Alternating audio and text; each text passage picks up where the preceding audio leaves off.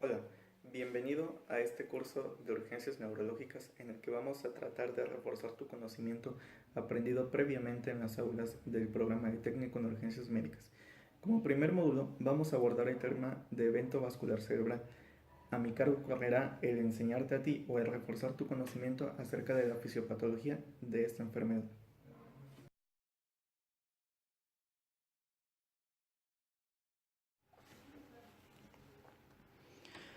Para comenzar a hablar de la fisiopatología del evento vascular cerebral, debemos primero hacer una pequeña definición.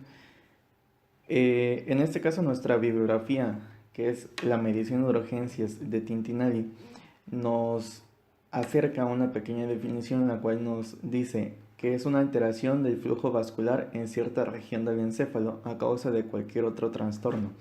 ¿Esto qué quiere decir? Bien, en sí el evento vascular cerebral se va a deber a la oclusión o a la rotura de un vaso sanguíneo en el cerebro, lo que va a condicionar a una falta de flujo sanguíneo y esto a la probable isquemia que se va a llegar a dar.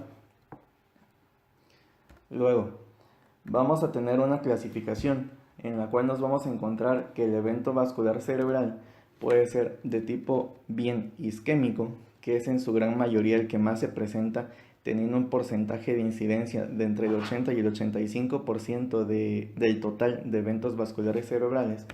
Y tenemos también los tipos hemorrágicos, los cuales constituyen entre un 15 y un 20% del total de los eventos vasculares cerebrales. Tenemos que saber que el evento vascular cerebral de tipo isquémico se va a dividir en tres tipos. El primero y más común es el de tipo trombótico. Después tenemos el de tipo embólico y por último tendremos un tipo de evento vascular por hipoperfusión.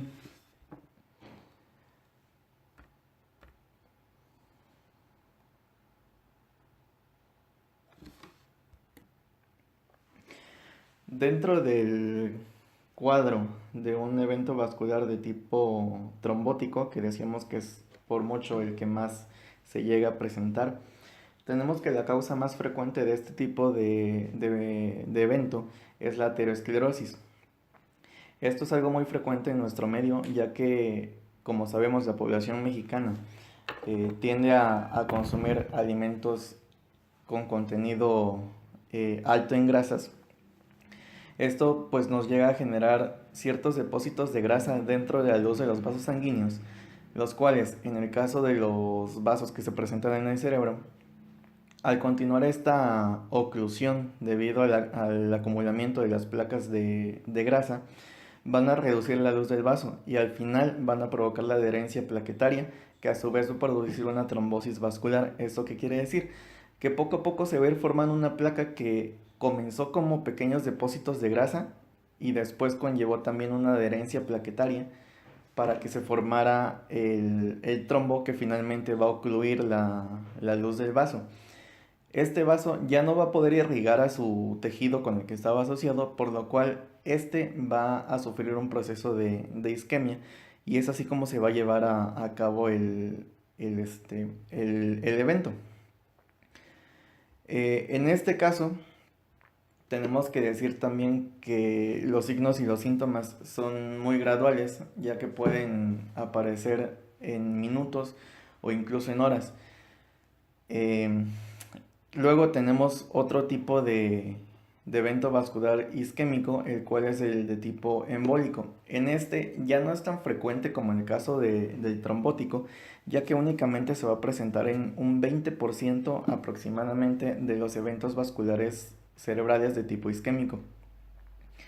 A diferencia del suceso en el que fue causado por un trombo, aquí no va a existir una patología de base de tipo vascular como era en el caso del trombótico la aterosclerosis. Por lo tanto, en este caso las placas no se adhieren bien a las paredes vasculares y es más probable que se fragmenten desplazándose así hasta un sitio lejano para poder ocluir un vaso sanguíneo.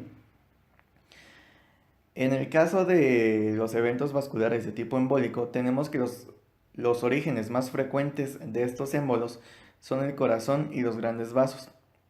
En el caso de estos tendríamos la presencia de la aorta, las carótidas y las arterias vertebrales.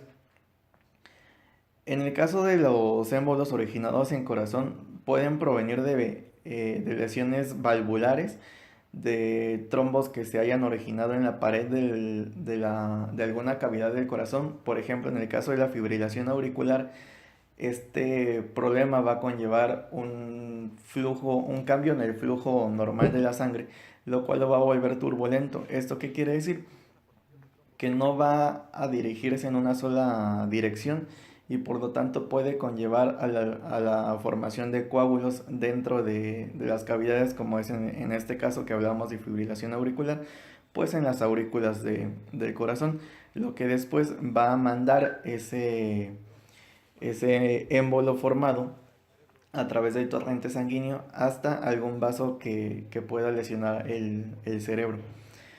También tenemos como probable causa algún tumor cardíaco como son los mixomas.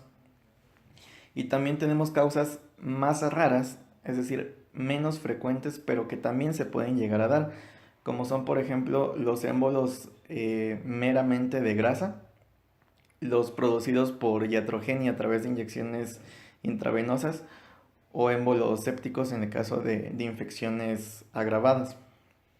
Por último, tenemos el caso del evento vascular por hipoperfusión generalizada, que en este caso es mucho menos frecuente, perdón, que en el caso de los dos anteriores y suele deberse a alguna falla de la bomba cardíaca, como puede ser un infarto agudo de miocardio o alguna arritmia cardíaca. Eh, en este caso es más evidente en los bordes periféricos del territorio irrigado la lesión que en el caso del evento vascular cerebral de tipo trombótico, en el que la región es más central de donde estaba la oclusión del vaso. Luego, tendremos entonces lo que veníamos diciendo hace rato, que los signos y síntomas tardan de minutos a horas y estos pueden aumentar o disminuir de intensidad. Es decir, en un momento dado puede que la presencia de los signos y los síntomas propios del evento vascular sean más marcados en una hora temprana que en una hora tardía. Es decir, nosotros al llegar al servicio a cubrir la emergencia, podríamos encontrarnos un paciente que ya no esté cursando con una sintomatología completa, pero que sí nos refiere el familiar que antes de que nosotros llegáramos estaban un tanto peor de como nosotros los encontramos. Es por esto que debemos hacer un buen interrogatorio y es así como pasamos al siguiente punto que nos dice que en el interrogatorio sample es frecuente que el paciente refiera antecedentes de síntomas transitorios similares. Esto se debe porque dentro del evento vascular cerebral de tipo isquémico nos podemos encontrar con un subtipo que es el EBC isquémico transitorio. ¿Esto qué quiere decir? Que durante un periodo corto de tiempo se presenta la sintomatología del evento vascular, sin embargo, estos síntomas desaparecen. Y es ahí donde nosotros vamos a tener el antecedente, que es el que debemos de investigar con el familiar para saber si ya le ha ocurrido algún evento similar con anterioridad. También hablábamos de que 20% son de naturaleza embólica, los cuales nos dejaría aproximadamente con entre 70 y 80% de eventos vasculares de tipo trombótico y el restante sería de tipo por hipoperfusión. Otro punto del que ya hablábamos, que los orígenes menos frecuentes son émbolos de grasa, los producidos por inyección intravenosa o los sépticos.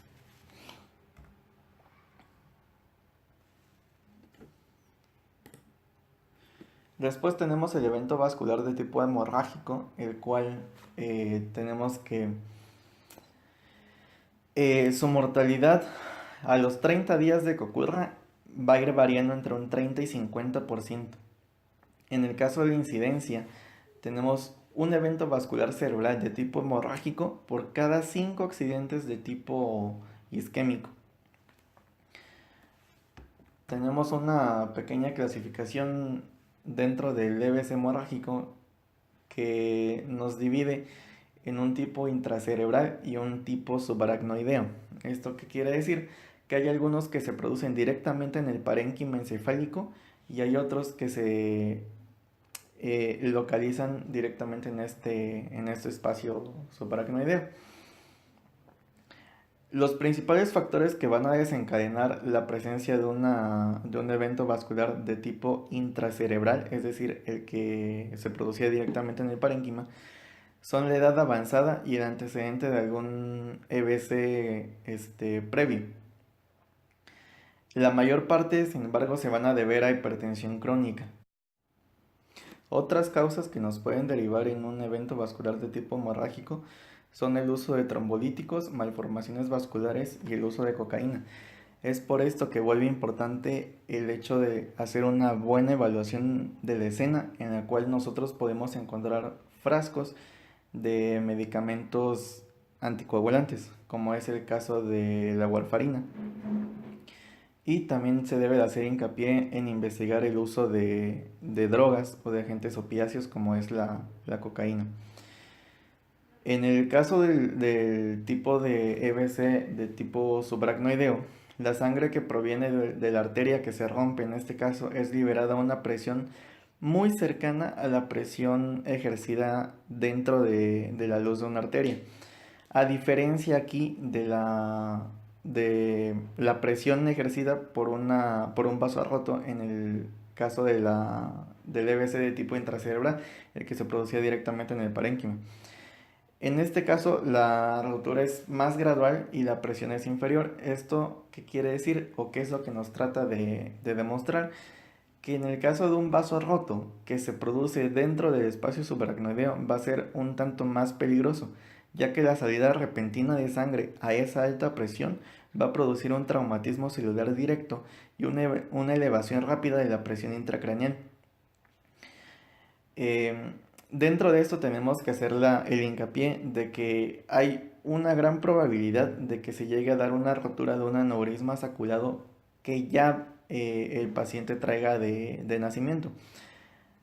En este caso tendríamos que hacer también un buen interrogatorio para poder saber si nuestro paciente ya cursa con alguna de este tipo de patologías. Luego tenemos que conocer un poco de anatomía, en este caso de la irrigación del cerebro, que está dada principalmente por este conjunto de arterias que nosotros estamos viendo en este momento, que es conocido como el polígono de Willis. Para no hacer mucho hincapié en esto y irnos a lo meramente importante, tenemos que saber que la irrigación del cerebro está dada principalmente por dos fuentes, que son las circulaciones anterior y la circulación posterior. La circulación anterior se va a originar en el sistema de las carótidas y va a irrigar aproximadamente un 80% del cerebro. Dentro de las estructuras que va a irrigar tenemos al nervio óptico, a la retina, el lóbulo frontoparietal y el lóbulo anterotemporal del cerebro. Y aunque la circulación posterior es más pequeña, ya que irriga únicamente un 20% del encéfalo, tenemos que es muy importante, ya que va a irrigar al tallo encefálico, que es indispensable para la conciencia, los movimientos y la sensibilidad de nuestro paciente. Además de esto, también va a irrigar otras estructuras o va a dar la nutrición para ciertas funciones, como son, en el caso de las estructuras, tenemos aparte del tallo cerebral al cerebelo y al tálamo. Y en el caso de las funciones, tendríamos a la función auditiva y a la función vestibular del oído. Después, tenemos que saber también que el grado de gravedad de este accidente, de este evento vascular cerebral, va a depender en un gran porcentaje de la presencia de flujo colateral en las estructuras del cerebro. El flujo colateral se refiere más que nada a la presencia de otros vasos que, además del principal, también proporcionan una cierta irrigación a la estructura que nos está importando en este momento.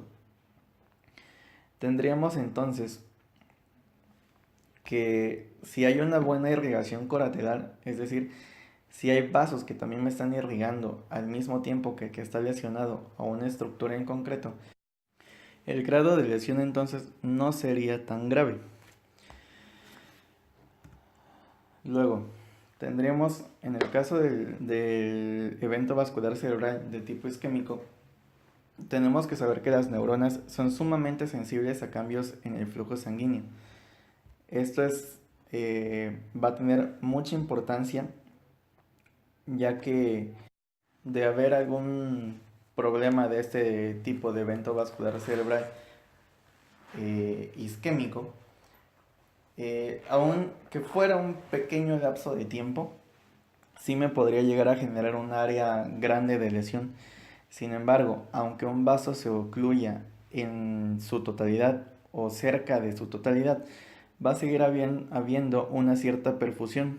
Esto se debe gracias al flujo colateral del que ya hablábamos con anterioridad, y además de esto por las variaciones en los gradientes de presión que van a irrigar precisamente a esos tejidos locales. Por lo tanto, en el centro de la lesión hay neuronas que van a tener daño irreversible, es decir, en donde se llevó a cabo principalmente esa lesión secundaria a la oclusión de un vaso sanguíneo, va a haber neuronas que ya no sean recuperables, es decir, que ya no se pueda revertir el daño que se llevó a cabo en ellas. Sin embargo, en la periferia se va a tener una zona que se va a conocer como zona de penumbra. Esto quiere decir que si nosotros como servicio médico de urgencias cubrimos correctamente ese servicio y ese paciente llega a un hospital para su atención y su tratamiento definitivo en un periodo corto de tiempo, esa zona de penumbra se podría recuperar, es decir, ese daño que se causó podría ser reversible en cierto grado. Sin embargo, esto va a repercutir, como ya decíamos, mucho en el caso del tratamiento y el manejo que nosotros le lleguemos a dar y el tiempo que tarde ese paciente en recibir su atención definitiva después de que se llegó a originar el problema.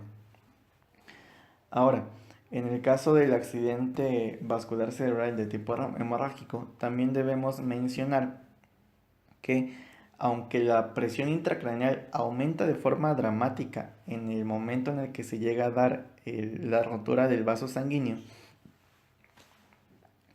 va a haber también una reducción de la perfusión cerebral global que puede durar varios minutos. Sin embargo, después de esto, la presión va a volver a descender, va a mejorar gradualmente y poco a poco. Sin embargo, no va a volver a cifras basales. Es decir, el paciente no se puede quedar sin un tratamiento definitivo. Y es aquí donde también va a entrar nuestro manejo y las condiciones en las que nosotros hagamos ese traslado de ese paciente. Por mi parte entonces sería todo con la parte de fisiopatología del evento vascular cerebral, y ahora puedes continuar, si así lo deseas, con la siguiente videoclase que te hablará acerca del cuadro clínico para hacer el diagnóstico y posteriormente el tratamiento y manejo que se recomienda para el caso de un evento vascular cerebral. Muchas gracias.